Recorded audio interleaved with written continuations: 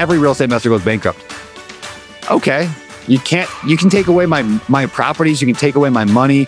You can't take away what I did to get there, right? Up here in my head. And so I don't really worry about any of that stuff. This is the Better Life Podcast, where we talk about real estate investing, building wealth, and all in all living a better life. My name is Brendan Turner, and I've spent my life investing in real estate to achieve financial freedom.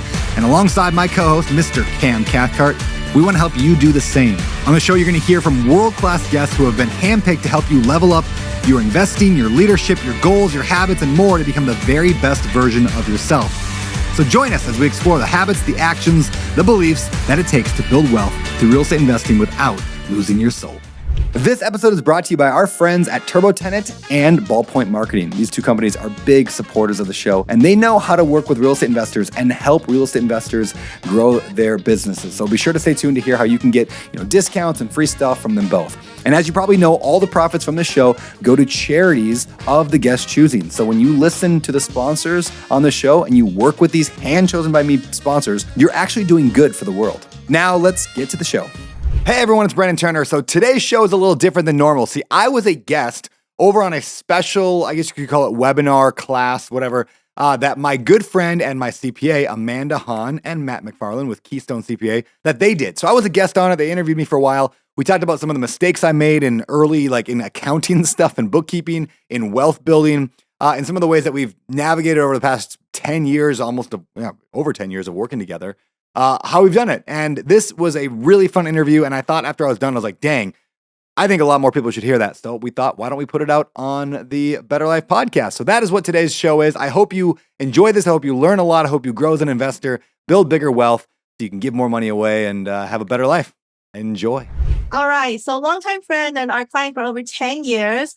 Let's welcome the one and only Brendan Turner. What's up, guys? Thanks for having me. That was a great intro. You guys are very, very kind. Background. Look at this. Isn't this cool? I'm a little like sideways, but other than that, it's my new office. Check it out. Like, it's cool, huh? Yes, your new home, right? New home, new office. It is. New home, new office, new gym. So I got the gym, the office, the YouTube studio, and I'm going to put a drum set in that back room over there. And so that'll be the music room with guitars on the wall. So, 4-in-1 in this little 10-foot. And that's your neon sign from the Better Life Bar. So it is from the Better Life Bar right there. Yes, there we go. And new baby. And new baby, yeah. 9-week-old Gilly, which is awesome.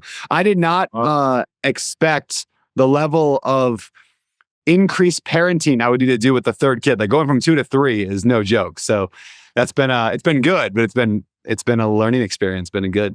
But wow, I'm just glad he sleeps through the night. He sleeps every night, like 6 hours straight. Oh, yeah. My last one didn't do that. Yeah. So just give you guys some real quick funny story. When we had our first one, people would ask Matt, "How's the baby doing? How does he sleep through the night?" He's like, "Oh, he's amazing. It's not a good story. Sleeps through the night." And I was like, "Well, you don't know that because I'm the one getting up with him. So no, he doesn't." Yeah, exactly. So I'm not sure that's great for me. It's easy for me. Yeah. Hey, we took a poll this morning just to ask people like who are they most excited to hear about, and besides us, of course, you're the top contender. Wow, wow. All right, well, we'll see if I can deliver, but yeah, I'm excited. I love talking about this stuff. By the way, like I know we're not just going to talk about taxes, but I don't know. Did you mention already about my audit, like that we just did? We didn't mention your audit. Can I brag about you guys for a second? So we just went through an audit. I got my first audit ever. Like we went through 2 years. It was like a 2-year audit. I got that letter like 6 months ago, and it was just like, that's the worst letter to receive. Like you're being audited. And like, it was in the years we bought a ton of real estate and did a lot of really cool strategies to reduce my taxes down to pretty much nothing. And Amanda and Matt helped me with all of that. And so like, there's always that like, oh man, now the IRS is going to pour through every detail of everything we did. What did we do wrong? What did we screw up on?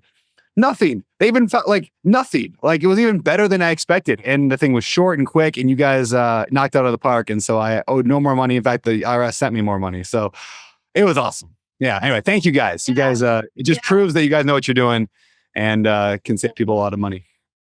Thank you. Thank you for that. But yes, that was a good one. You actually got more You actually got my money back because there was a form that was not sent to you. So now you got your They found it. I love it. Well, okay. So I am turning the tables. You had me on Better Life podcast. And so I'm going to ask you the same first questions you asked me, which I remember what I asked. Yes, which is, who is Brandon Turner? All right. So I'm a dad of 3 kids now, like we talked about earlier. I'm the husband of 1 wife, Heather. She's amazing. My favorite story about Heather is, I mean, I have a lot of good stories about Heather, but when I was in college, very first day of college, I had a friend named Lee, nice guy. We're still friends. And I looked outside the window in my dorm as I'm sitting in my dorm room, and I see Lee, who I just met, talking to a girl about 100 yards away. And I said out loud, "That's the girl I'm going to marry." I literally said, "That's the girl I'm going to marry, or I'm not marrying anybody." And I never met her. Was there anyone there that could confirm this out loud? No one can confirm this, but this is a true story. I Babe Ruth this. I called my shot and I walked down there. And I was like, "This is my in with this pretty girl." Is my friend Lee's there? So I'm like, "Hey Lee, what are you doing?" "Oh, who's this?" And then 4 years later, got married to Heather. So anyway, that's who Brandon Turner is on the personal side. And Lee's like, "Hey, I was trying to talk to her." That's he brings it up still to this day that I stole Heather from him, and he's happily married now. He's good. But yeah, I Midwest raised. My dad's a meat cutter now he's a taxi for the Amish. Yes, that's a thing. Mom did daycare in the house, so very lower middle class, kind of blue collar. And yeah, I was gonna go to law school. And then I bought a house instead because they were throwing away money in 2006. And so I bought a house, rented out the bedrooms, figured out real estate was cool, jumped in with both feet into real estate investing, and then ended up going from 1 unit to 2 to 4 to 8, 32. And then, we're at 14,400 and something right now. So, which is wild. And that happened overnight. It was just like an instant success, overnight success, easy. Yeah. I blinked at and there's a hired us, and they just scaled quickly. Exactly. I hired you when I had like 5 units. That's all you have to do. And that's it. Next guest. Yep. Hire Amanda and Matt, and you will scale to 14,000 units overnight. That's a great endorsement. Anyway, that's where I'm at. And I play music sometimes. And I was a worship leader and a youth pastor at a church for a decade, just kind of part-time volunteer. And that was fun. I still like doing that sometimes, the music stuff. Yeah. And so you kind of something that jumps out at me, right, is like that, and knowing you, right, is maybe that kind of lower middle class upbringing, right, like kind of shaped you, right, where it's like, hey, I appreciate this more. I appreciate that it's important to help other people. It's important to kind of set those goals and see those sights down the road, right? Like that's kind of what jumps out of me, to me at least. Yeah. Yeah, definitely. There's some like poverty mindset that the lower middle class and the middle class has, and other people have it too. But it was like that poverty mindset of rich people are bad, that money is evil and it corrupts you, and that anybody who has money either got lucky or they're just really greedy. That's the only options. And then you're just always consumed with survival mode. This is what I saw. Lower middle class, like when you're in that mode, all you can do is survive. You can't think outside of the box to how do I help more people? How do I establish a legacy? How do I set my kids up for success? All you can think about is how do I pay my bills next week? And that's the life I grew up in.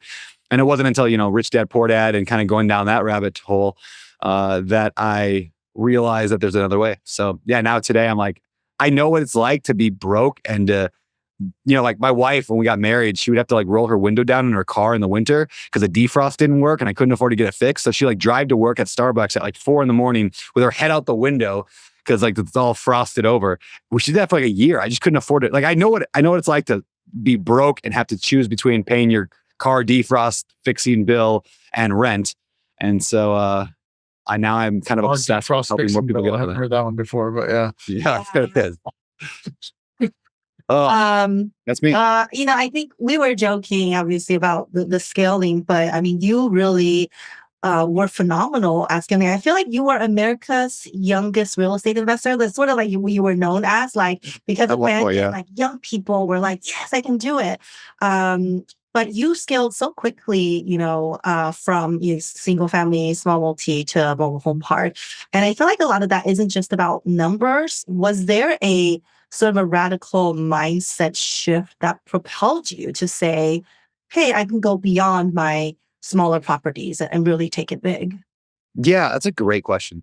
A couple of things stand out that kind of played like pieces of that puzzle that played into it. One of it, a buddy of mine said, don't be afraid of commas and zeros. I think Darren Sager, my buddy, said that. And I like that quote.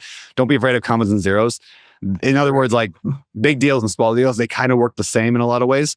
So I was like, oh yeah, you're right. Like it's just fear. And obviously there's logistical differences, but real estate's real estate. In fact, I think it gets easier the bigger you go. And everyone said that on the podcast for years. So that was a big piece of it. 2 is just getting around people who were doing bigger deals and it became normal, right? You get around a bunch of fitness people and all of a sudden you're doing CrossFit with them and you're like, I don't even like CrossFit, but I'm doing it. I'm playing pickleball now. Why do I play pickleball? Because my friends play pickleball. And it's really fun. You should all do it. And so like I got around people doing big syndication deals and big apartments. And so I was like, oh, I guess that's normal. And then, I just decided and committed. And that's like, that might be the most important thing that people, and this is for newbies, for people with 1 property, 100 properties, whatever. The thing that holds people back more than anything else in life, I think, is just making decisions and committing to them. It's like dieting, right? It's like, what's the best diet? Is it keto? Is it carnivore? Is it vegan? Is it whatever? The fad diet of the day. They all work. They all have studies that back it up. They've all got influencers that are saying it's the best thing. They all work. But why don't people lose weight? Because they don't pick one and stick with it. If you just pick something, decide, and then stick with it. So I was like, all right, for 10 years, I bought a couple properties here and there, picked up a little thing. I just very casually did real estate. And one day I just said, I'm going to build a large multifamily syndication business and I'm going to scale it really big. And I'm committing to it. And I just did it because I spent 10 years not deciding and not committing. And then I did. And I think that everybody, if you could take one thing from my, I guess, talk today, whatever you want to call this interview, just decide. Gino Wickman says it's more important that you decide than what you decide. And I love that quote. It's from the book Traction. I love that quote. It's more important that you decide. Just make a decision. Go all in. Like, that's what I'm going to do. And then all of a sudden, you can become an expert and you can build a team and you can learn the nuances and you can figure out the logistical stuff. And then it just kind of falls in place. Well, I love that. But I mean, along that learning curve, right? Like, let's be real with people. Like, what do you think? What's a big mistake that stands out to you that you kind of made that, like, hey, that kind of shaped how I'm doing this or kind of tweaked how I'm doing this, right? To help you kind of grow into that success. Yeah. I went a couple of things. I wouldn't call this the biggest mistake, but this is just an interesting lesson I learned along the way. Is the first time I ever tried to raise money from like a group of people, it was 2 people, but I sent out a text to 2 good friends of mine. We were in a mastermind together. We talked all the time. They're both rich. I said, hey guys, I'm buying this mobile home park. Before I bought any mobile home parks, but I said, hey, I got one that I think I'm going to put an offer in on. I need like 200 grand. How about you guys each throw in 100 grand? I'll take care of all the stuff. We'll split the profits, whatever percentage, I don't remember. And they both turned me down flat.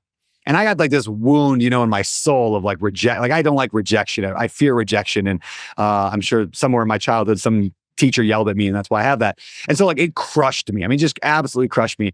And I was like, I hate raising money. I never want to raise money. I'm not good at it. I hate it. I'm done. I'm never going to do it again. And I said that like out loud. And I had a performance coach. I mean, I still talk to him and work with him, Jason Dries. And I'm on a call with him. And I'm like, I tried, man. It just didn't work. It didn't work. I tried to raise capital and he worked with me for like an hour. And I remember this day, I was actually in Hawaii on vacation and I'm sitting in a condo on the back porch or back lanai of this condo. And he had me like repeat this phrase over and over. I was like, no, I am a money magnet. I can raise money better than anybody, blah, blah, blah. And I was like, this is foo-foo stuff. Like, this isn't real, like whatever. But then I raised, Are you writing it 100 times on that chalkboard? Yeah, basically, yeah. And then I raised $490 million and over the next 5 years.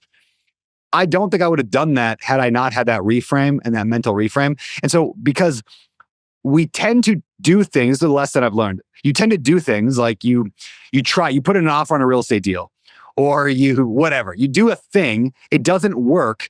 And then you write a rule in your life that says this thing does not work. And then you never try it again. And you miss out on some of the greatest victories you could have in life because you tried something once. Or even worse, your cousin tried it once and it didn't work for them. And so you heard from them, oh yeah, my cousin lost his shirt investing in duplexes. Duplexes do not work. And then, I learned to question my assumptions and really question them and say, is that actually true? Or is that an emotional response based on some trauma that was triggered in the moment?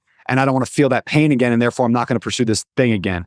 And I found out years later, my buddies just were both broke. They just didn't say it. Like they were just both broke. They had no money. Like had nothing to do with me at all. Had nothing to do with the deal or my ability. But I told myself a story, and then I believed that story, and very thankful for. If you guys would have told me that 15 years ago, it would have been a lot easier for me. Yeah, exactly. It would have been much easier for me, man.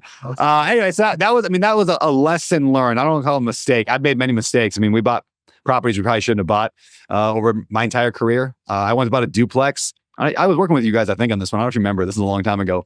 I bought a duplex, turned it into a single family. I flipped it over 9 months. I then held it for another year, trying to sell it. And then at the end of the day, I lost 15 grand on it. Had I held that property, not only would I have cash flowed over $1,000 a month on it, I would have had to work 10% as much because it didn't need much to be a duplex rehab. And today it'd be worth $500,000 more than what I sold it for. I lost 15 grand, and I could have made $500,000. That was a big lesson. Let's not focus on that. Yeah, whatever. It's like, yeah, nobody says, I wish I didn't buy that rental 10 years ago, right? But I regret selling that property. Like I should have kept it. It's funny you were just talking about that money raising story, because I remember this was years ago. You and I had a conversation, and you said, I was talking about scaling, that you should scale because you're still, on bigger pockets. And I remember you said, I don't want to raise money and I don't want employees. That's funny, yeah. And now look at you with all your businesses and Open Door. I mean, being one of the top syndication companies out there. So it's amazing. Wild. What you can do. I still don't like having. I like having employees. I don't like leading or managing. I hate That's what I learned. That's actually another big lesson that another performance coach helped me with. I was like, I don't want to manage people. I don't like managing people, because in my head, managing people was like Office Space. Remember that movie in the 90s, Office Space? Like, yeah, I love that movie. First hour of that movie is some of the best comedy of all time. It's so good. It's so good. Like Bill Lumberg or whatever, like the boss comes over and is like, That's what in my head, I had this rule, is that was what owning a company was that. And I was a real estate investor because I didn't want that. And therefore I rebelled against companies and teams and all that. And that's why I said, I don't want employees. I've since learned that managing is not the same as leading. Those are two different things, and you can lead without being a manager. So today I don't really manage anybody. I mean, I have one person, I suppose you could say I'm his manager, and then he manages the rest, and they manage people under them. And I don't do, we all run really clear EOS in all of our businesses, which is an entrepreneur operating system. We run it very clearly. We have very good systems and good hierarchies of people. I'm just not in it because I don't like that. So I get to be my visionary self and lead and spout out ideas, but I don't have to actually sit on, meetings all week long. Right.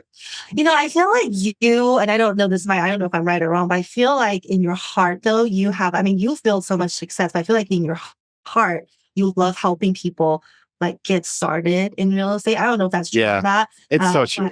But you, okay. So I have conversations.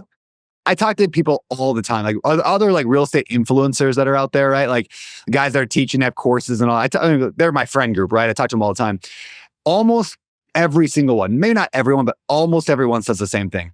Oh, I just hate talking to newbies. Like I'm so tired of talking about a duplex. I'm so tired of teaching people what an FHA loan is. And I'm like, no, that's my favorite thing in the world. Like I sat for an hour yesterday with my kid's teacher and walked her through this entire process of how you could take your house and add another unit and then move out. And then you could take that cash flow and buy another one. And I nerded out for an hour over lunch break with my kid's teacher over that thing. And it was the best part of my day. Your kid's teacher quit, didn't show up to work today. Probably. So freedom.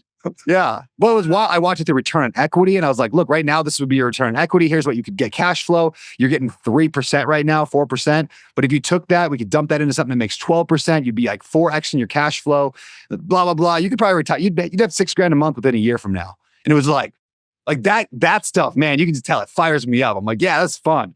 So I don't know. I think it's just because, I remember what it was like before. And I'm just like, man, life is better after than before. I mean, money doesn't make you happy. I don't want to say that, but not having to work makes you happy.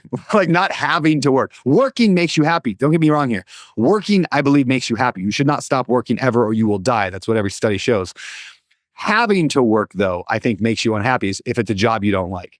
And so the sooner you can get out of having to work a job you don't like, the more happy I think you'll end up being. So I'm pretty obsessed with that. Yeah. Love it. And for those of you who haven't ever had a chance, Brandon does nerd out when he starts talking deals and structures. He starts writing. I don't know if I can show the camera, but like it's not working. Not clear. He shows crazy sketches of a house here and there. So you personally built the first deal masterclass to help new investors get into real estate. I just want to know, like, in working with thousands of investors and in interviewing investors, like, all the newbies that you love to mentor and then interview all the successful people, I want to know, like, what is the real reason that many aspiring investors will never close on their first deal? Because that's the truth. Right? A lot of people just won't close. Yeah. Let me give you three things that I think it comes down to. The first I mentioned earlier, but I'll say it again. People do not like. Let me summarize the three things. There's three things that newbies just fail at, and that's why they mess up. And number one, they never buy a deal. Number one, they don't decide. Like I said that earlier, like they do not decide on what they're going to do. They waffle, they look, they research. They're like, I don't know, rent by the room sounds good. Oh, assisted living's cool. Maybe I should do multifamily. What's that birth strategy? Should I house hack? Number one, they do not decide anything. They don't make a decision. Number two is they don't have consistency. Even if they do decide, they just don't have consistency. They maybe call a real estate agent on a Monday, and then a month and a half later, maybe they go and analyze a deal. And then 2 months later, maybe they stop by an open house or they go and door knock something. There's no consistency with it. And then I would say the third thing is probably persistence. I think that would be like, they just quit at some point. It's almost impossible to lose in real estate if you just do the work and consistently drive the ball down the field, right? We're in football season now. So like, coming up in the Super Bowl here, the truth is like Hail Marys, like when you just launch that ball 70 yards and the guy catches it in the end zone and wins the game, right? That's actually super rare. That almost never happens. 99% of a football is just some guy running the ball like 3 yards or passing the ball 2 yards. It's like these little tiny plays, right? And if you just consistently drive the ball down the field, 3 yards, 3 yards, 3 yards, 3 yards, you will score a touchdown every time. Just mathematically, if you go 3 yards every play, you'll always win every single time you touch the ball. But most people, like, they're like, oh, well, I threw a Hail Mary, it didn't work. Now I'm going to wait 3 weeks until I, maybe try for another Hail Mary. And like, it's the little things. Everything is easy in real estate. Ultimately, it's all little 5-minute tasks. I love to say this is like, at the end of the day, like the hard part about buying a property is like, oh, you got to sit in your air-conditioned office in your comfy chair that bounces, and you got to click your little mousy thing on realtor.com, and then you got to like type in some numbers in your air-conditioned office. It's like, this is the easiest thing in the entire world. It does not get easier than this. It's like, it requires almost nothing but comfortable, simple 5-minute tasks that anybody can do.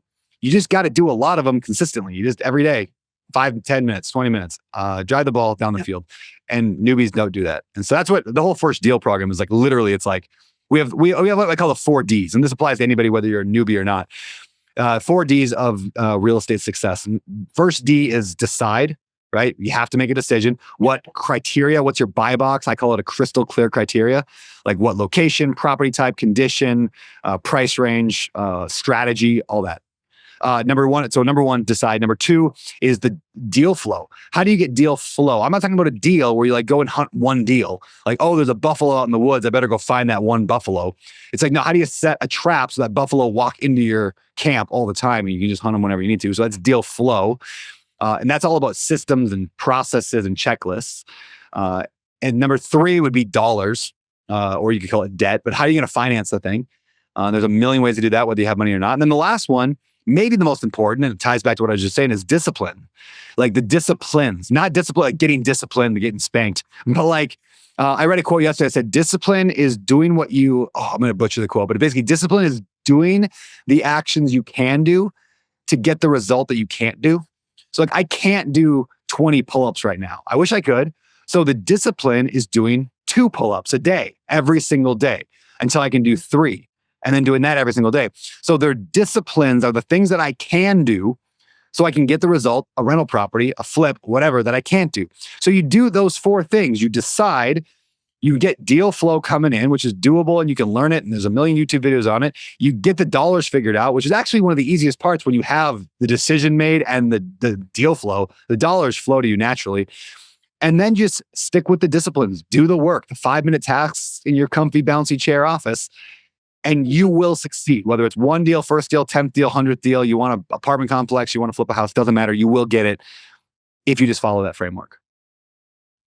It's so funny you said that. It's like that consistency, right? Like the daily habits, I think is something that, I don't know. Some people, I think maybe they got it early, they lose it, right? Like it's something you learn at some point in time. But I remember when I was in my 20s, I was looking for, you start working, you get out of college, you're like, start gaining weight. You're like, I'm looking for a workout thing, right? Like, and to your point, you mentioned pull-ups, right? I found this Navy SEAL workout book, and no joke, it talked about the workout was do a pull-up one day. The next day you do one pull-up followed by another pull-up. The next day you do one pull-up followed by 10 pull-ups, and then you do 1, 2, 1, 1, and you start building up. And it was like, yep, God, this is easy. Like I can do 2 pull-ups in a day. Like, and it's just, it's the same philosophy. Shocking how simple it is. Just keep doing it. Right. And like, yep. it was amazing. Yeah. I like how you simplify things. Yeah. I mean, but I think in the real estate space, it's for us, it's full of like gurus, right? Expert advice.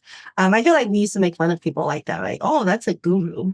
Yeah, we definitely did make fun of those people. Well, that's because the guru has changed. I think back in like the 90s and 2000s, like the gurus were all like the slicked back hair, super greasy, like late night TV, like just kind of my beard. Yeah, now you got a beard. Now they got white shirt in their beard, and yeah, exactly. You save your lunch for later. Yeah, I've clearly become the guru. But hopefully I'm not going to have you guys all sign up for my weekend boot camp where I'm going to teach you how to raise your credit card limit so that the next day I can sell you on my $30,000, $40,000, $50,000 package, depending on how high your credit card limit is. That's literally what they all used to do. They probably still do it.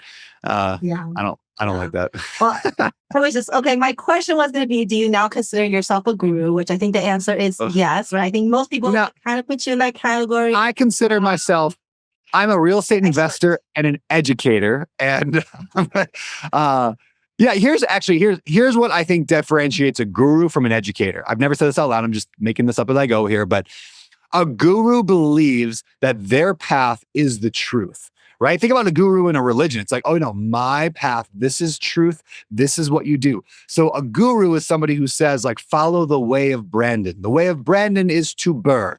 Burr is the only thing you should do. Anything else you do is stupid. What is an educator? Change, right? Right, do you like that? Right. That's my guru voice. That was his Jedi Master voice. Yes. Right there. And here's the thing, that sells way better. There's a reason that my posts never go viral. I'd never really had a viral post ever, other than like interviewing Dan Martell because he's so good at talking on camera. Like I don't get viral stuff because I like to think I'm an educator. An educator is like, hey, there's a million ways to do it, and they all kind of work. And I have no idea what's right for you. I just know what I did and what worked for me, but it's not the right thing for you. And so you just gotta figure it out. And I'm gonna give you a little encouragement along the way. But I have no idea, and it's probably gonna make you lose money along the way. I think that's the difference, right? There's some educators, and then there's follow my plan and I'll get you there. And I just don't like, the one size fits all does not fit all. It doesn't fit most. I love it because my question was going to be, what is one piece of expert advice from gurus that you think is pure BS? That there's only one, that would be it. There's only one way, right? There's only one way. It's like, this is the best thing. In fact, or to raise your credit card limit and then you can buy my course next day. That also is a problem. I was on stage one time with Pace Morby. I love Pace Morby. I think he's a great dude. He teaches like the sub 2 stuff, right? I'm on stage with Pace along with Thatch Wynn, and we're talking about like social media and stuff. And Pace made such a funny, interesting comment. He goes something along the lines of, he goes, listen, guys, if you know me and you know my social media, you know that I hate the burst strategy. I hate it. It's stupid. If you do the burst strategy, you're a moron. You should never do it. It's the worst thing in the history of mankind. It's evil. It's bad. And he goes, but did you guys know I did 20 burrs last year? And everyone laughs. And he goes, I can't talk about that because that doesn't sell.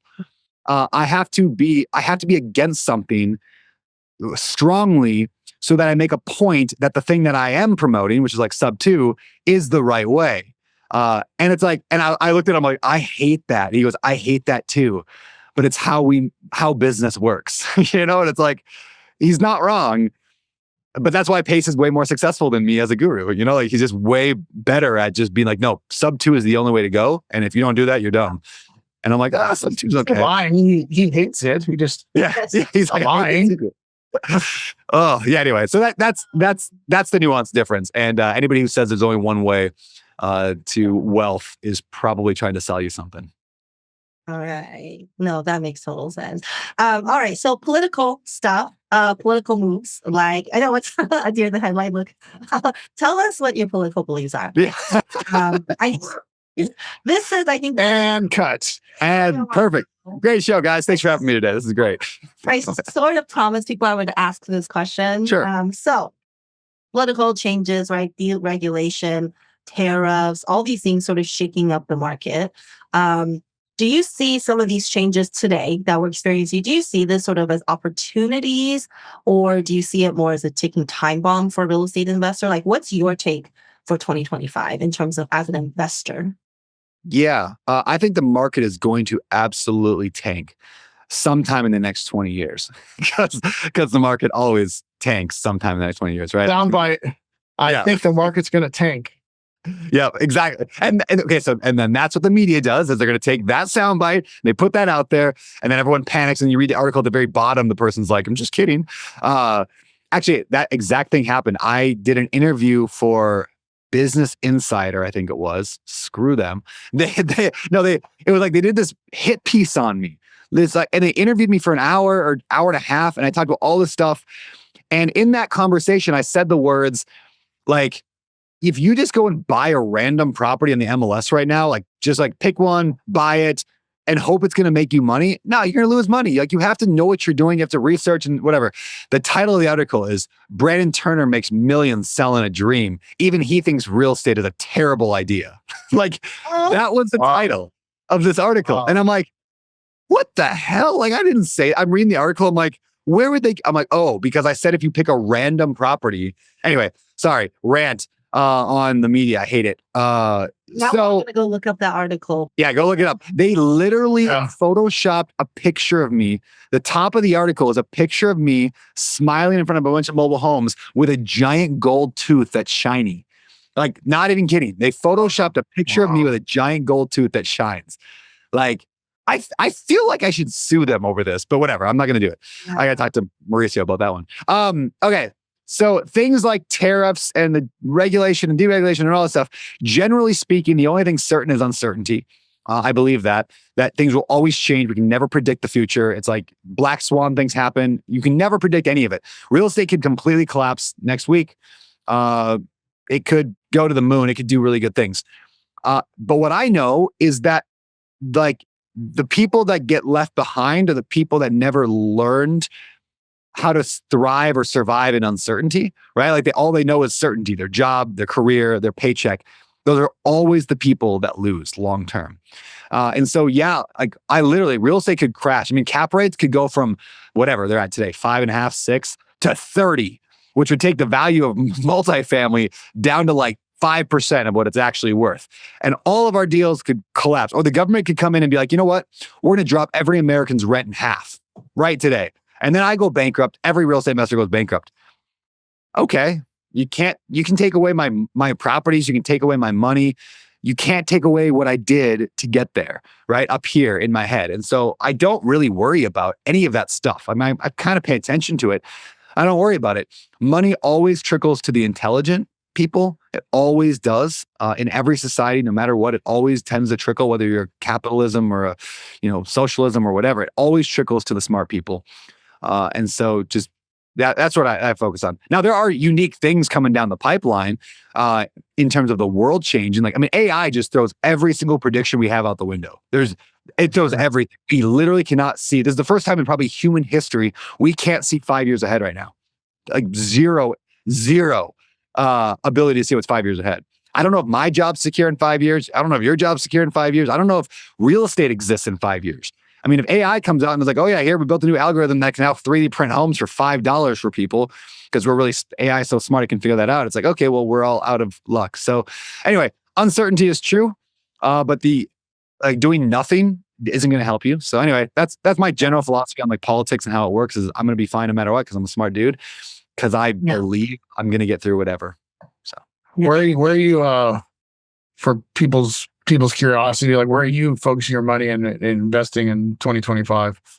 Yeah, good question. A few things. One, I just bought 2 pad split properties, or like rent by the room.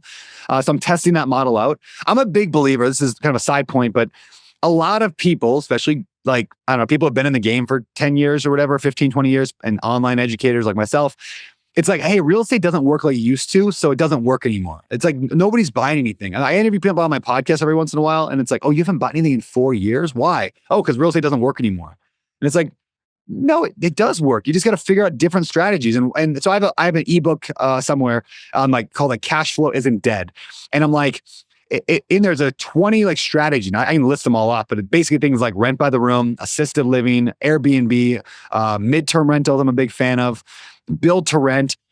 These are all strategies, mobile home parks that still work today and can print cash. So I'm focused on testing out these models. So I've got 2 of these pad splits that I'm going to get into action. And part of it's for me, but more of it's just because like, I don't want to preach what I'm not practicing. So like, if I'm going to be a guru, like I better be the guru that actually buys this stuff. So I'm not saying go buy a rent by the room if I haven't done it. So I'm doing it. But I also just want to know, like, is this actually a legitimate thing? And can I scale that up? And so I'm testing out some of the fringe stuff this year, as well as doing some lending. I'm finding a lot of happiness in private lending. So like I have a mortgage company now, or a lending company, and that's really fun because it's like a real business. Like what I mean by that is like, it's like you guys have. It's like you provide a service and you get paid money for doing it. It's like, wow. Unlike being a landlord, it's like you provide a service and you don't make anything for 10 years. And it's like, oh. And then you finally, one day you wake up and you're a millionaire and it was all worth it. But yeah, the mortgage is actually fun because it's like it's a real business. I feel like a big boy. Yeah.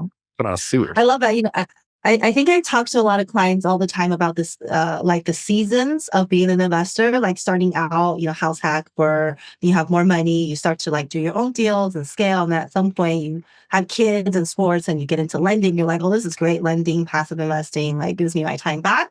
So it just shows you're getting older, Brandon. That's what you're telling it. I'm getting older. Yeah. Do you see older phases of the season? Do you see the gray? Look at it's creeping in right here. Like my beard will be gray in 5 years. Okay, you can't talk. Okay, just shut up. All right. So you got there before I did. I've been gray since I was 18, but that's a whole other conversation. So yeah, but gray's cool when you're young. It's cool. It's cool all the time. I'm not afraid. Yeah, that's what people try to tell me. I wasn't buying that crap. That was guru BS back then. So laughing, like talking, getting old. Like we've been working together for over 10 years, and we often joke, all of us together, right, that you pay less income taxes now making millions than you did probably when you were making under $100,000. Yeah. So I think that's true. Kind of people's aha moment, or what was your aha lesson when it comes to taxes and wealth building? Yeah, I mean, definitely that. Like, I mean, you guys used to say it all the time. You just got to buy more real estate, Brandon. You got to buy more real estate. When my income started going up, like you'd always be like, you need to buy more real estate. And I didn't even know what you meant. Like, I thought you were just encouraging me, like, go Brandon, go buy real estate. I didn't get like the taxes around that until like, I don't know, a few years into it. Really, it was probably when I bought like the mobile home park out in Bangor, Maine with Ryan. It was like the first like big property I bought that was like $1 million property. And it was like doing the cost seg on that and all that and getting it and be like, oh, I just wiped out my entire tax bill for the year. I was like, oh, like I get it. Like that's why you want me to buy real estate. Not because you just want to encourage me, to build a portfolio. You're saying buy real estate because that's how I'm going to not pay tax. Encouraging. Also, yeah. I didn't get it. And I felt like that I was missing something, but I didn't want to ask you and be like, I don't understand why you keep saying that I feel dumb. So I'm just going to nod along and be like, yeah, okay, I'll buy more real estate. Thanks. So anyway, that was the aha moment, was be like, oh shoot, like you could literally buy real estate that doesn't make money and make money. I'm not saying you should, but you literally could buy real estate that doesn't make money. In fact, I'm playing with this idea right now. You guys tell me, this is free consulting right here. I'm going to take advantage of it. Here's my idea. As I have a question, my friend has yes, a question. Exactly. Tell me, hypothetically, I'm not saying I'm going to do this, but hypothetically, I got a buddy, this is actually true, but I got a buddy who buys multifamily real estate, like usually like the $1 million to $3 million, $5 million price point. And he does a like 80-20 kind of a style loan where he has a seller carry a second mortgage for 20%. He gets a local community bank to carry 80%. And he buys these multifamily deals for no money down. And he's got $55 million in the past 3 years of properties doing this exact strategy over and over and over.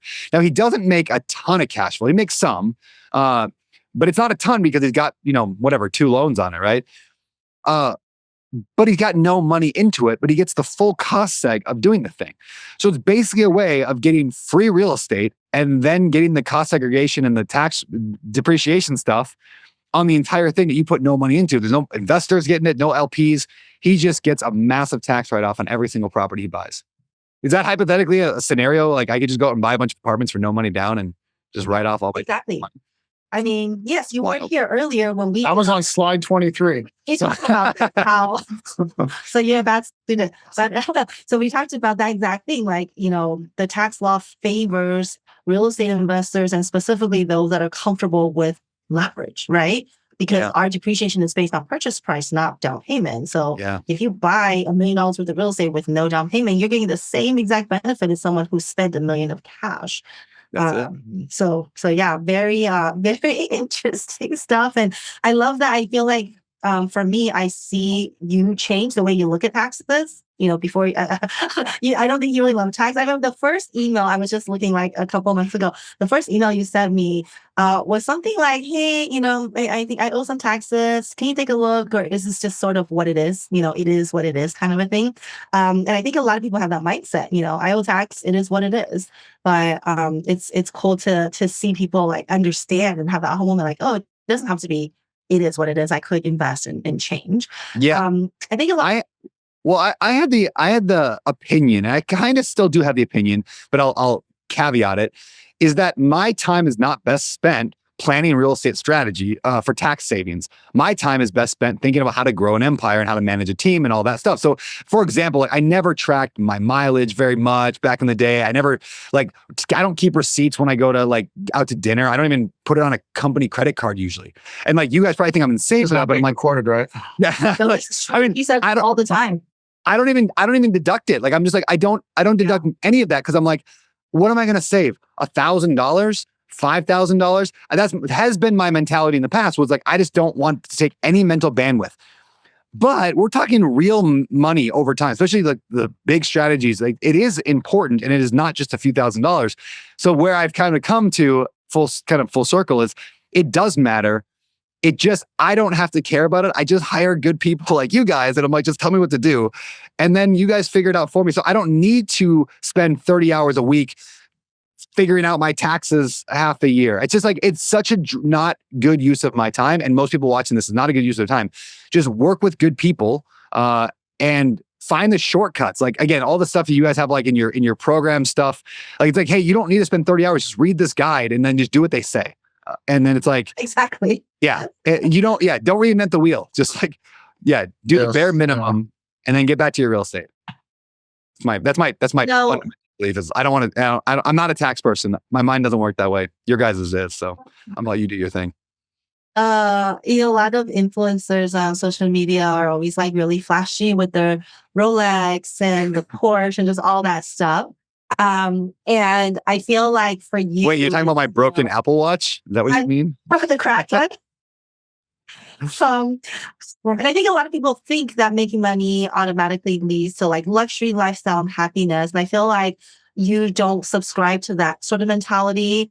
And I don't know if that was the reason you started the Better Life Tribe. So tell us a little bit about why and what is the purpose of Better Life, right? Because you got enough to do, but you started Better Life. Yeah, actually, the whole story of long story short is I was I was going to start the Better Life Tribe. I knew that I was going to start some kind of real estate group, whatever you want to call it. And I knew it was going to be successful, make a bunch of money. I assumed I had a lot of, I have a lot of followers and I knew it was going to be huge. So I was shopping for a private jet. I was meeting with a jet broker. I was on top of this mountain in Colorado at a conference. And this mastermind thing. And the woman there was a private jet broker. So we're literally shopping for private jets. And I'm like, oh, that'd be so cool to have one. I finally deserve one. I'm going to get one. This new business is going to pay for it. It's going to be great. I'm not saying I still don't want one. But that night I heard Tim Tebow speak, the football player. And now he just runs an anti-human trafficking organization. And he talked for an hour and a half about human trafficking. And every eye in that room was just weeping over the stories. It was just traumatic stories. And I was like, shoot, I don't need a private jet. Like these people need freedom and they need a better life. And that was when it like hit me like in one day. It was like from private jet to like, no, I'm going to build this thing and give it all away.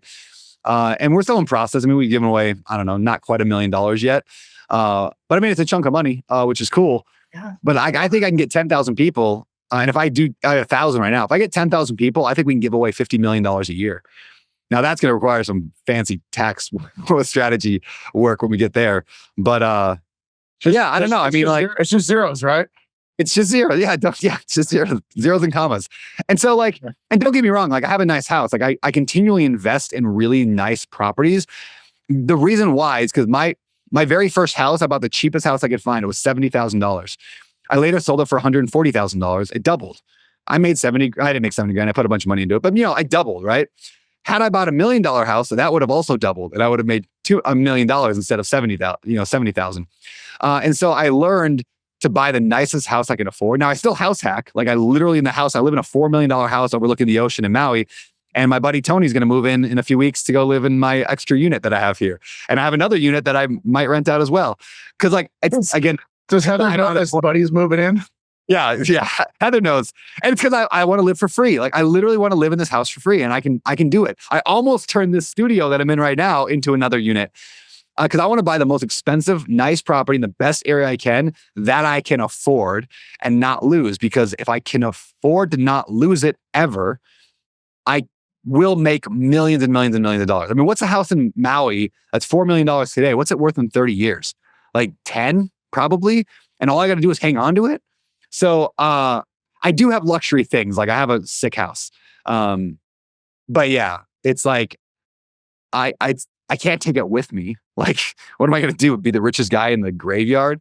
Like, that's my general belief is like, more money doesn't make you happier. It just gives you more problems, right? More money, more problems. And yeah, there's a lot of people that don't have anything. So I don't know. If you can do both, if you can have a cool life, and real estate lets you do that. Like, my kids aren't going to have a bunch of, you can have a bunch of roommates, apparently. I can have a bunch of roommates. Yeah. It's a very separate property. I'll never even see Tony. It's fine. The other house though, I'm question. Yeah. I won't see Tony. He'll come in the separate entrance, leave. It'll be fine. But you know what's going to be cool?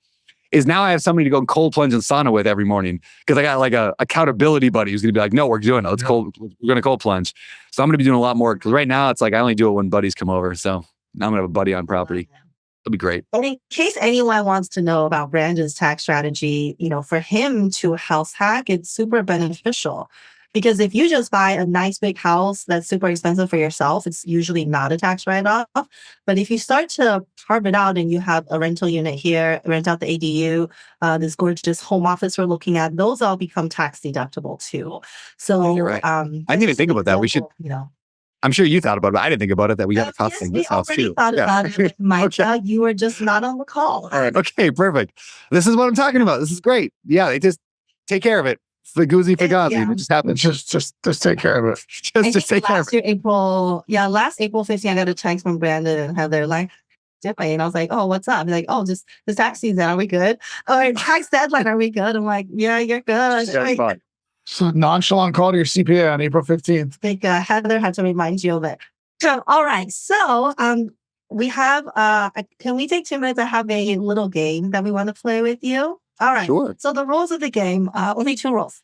One, we'll give you 2 words. Pick the first that comes to your mind. And number 2 rule is you have to pick one of them and not both. Okay. Wait, so I pick one of them and I say you say the word and then I say the first thing that comes to mind? We'll give you choice between 2 words. You have to pick which one you like, which one stands out to you more. Which one is you? All right. Yeah, which one is Brandon Turner? Okay. All right. I'm ready. Okay.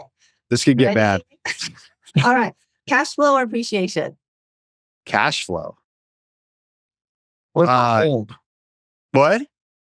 Flip or hold? Do you want me to expand on any of that or no? Just say the word? No, okay. Rapid fire. You can't. All right. What was it? So cash flow is the first one. What was the second question? Flip or hold? Hold. Too long. This is slow fire questions. What was the next one? I think I know the answer to this, but DIY or hire out? DIY. What were you going to think? I was going to say hire out. Yeah. I hire out everything. It's a bunch of BS guru stuff for the last hour. Yeah, I believe everybody should DIY something. I think it's built into our souls to work with our hands. So that's why I said that. Obviously, I hired 99.9999% of stuff out, but I also sometimes go work on my kitchen sink, like I did last Saturday for 2 hours. I have a picture of you doing that in your Coeur d'Alene house. Yeah, I did it there too. Yeah, me and Tyler Madden sat there and worked on my garbage disposal for a couple hours. We fixed it. That's it. You go do work like that. You go fix work and you spend a couple hours and it works and you fix it. And then like every time you walk by that thing, you're like, I did that. Like that's me. Like I did. It's such pride in that. Heather, I did that. Yeah. Hey, Heather. Yeah. Well, that's what he was doing. Hey, why don't you go turn on the garbage disposal again? Yeah, just turn it on. Yeah, it works, doesn't it? Wonder why. Keep going. Introvert, extrovert. Introvert. Podcasts or books? Books. Tesla or Lamborghini? Tesla all day. I got 2 of them. Whiskey or scotch? Well, scotch is whiskey, but I'll go scotch. Is it? Scotch. Yeah, I mean, scotch is whiskey. AI question? Whiskey is not always scotch, but scotch is whiskey.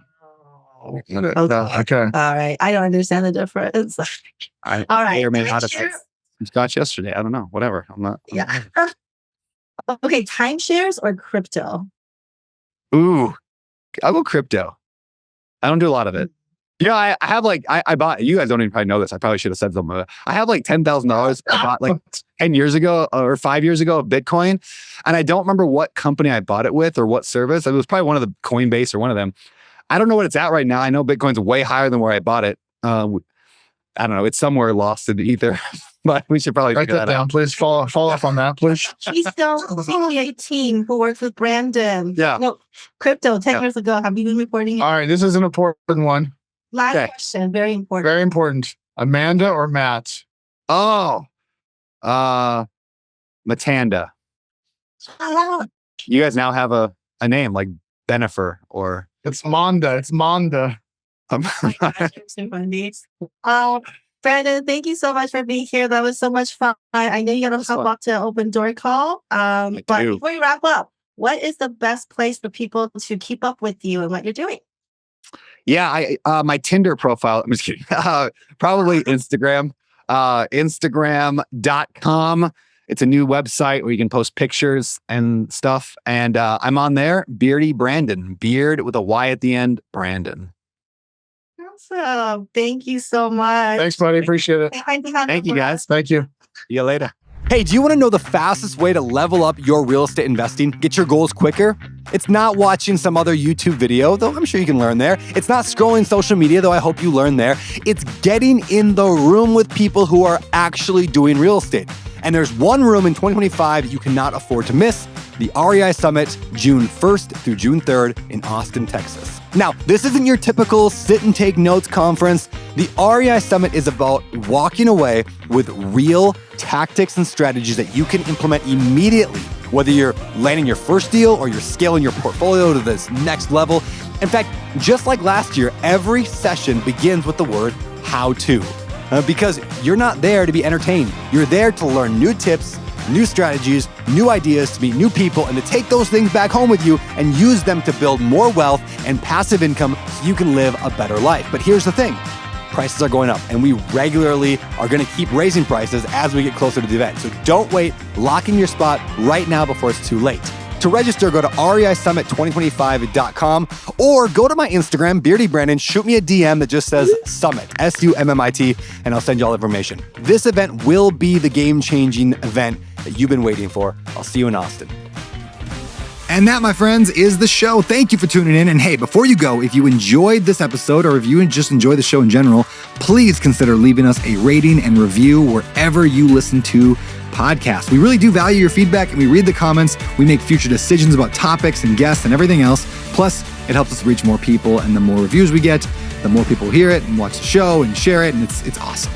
Last but not least, please head over to social media. Consider befriending me, following me, subscribing to all that stuff at Better Life and my personal page at Beardy Brandon, especially over on Instagram, YouTube, and really everywhere else.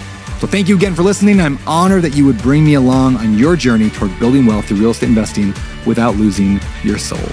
Now, this show is about living a better life, but if you want my opinion on what it takes to live the best life ever, just go to abetterlife.com/best life to hear some of my views on life and spirituality. I think you'll like it. abetterlife.com/best life. With that said, thanks for listening to the show. We'll see you next week.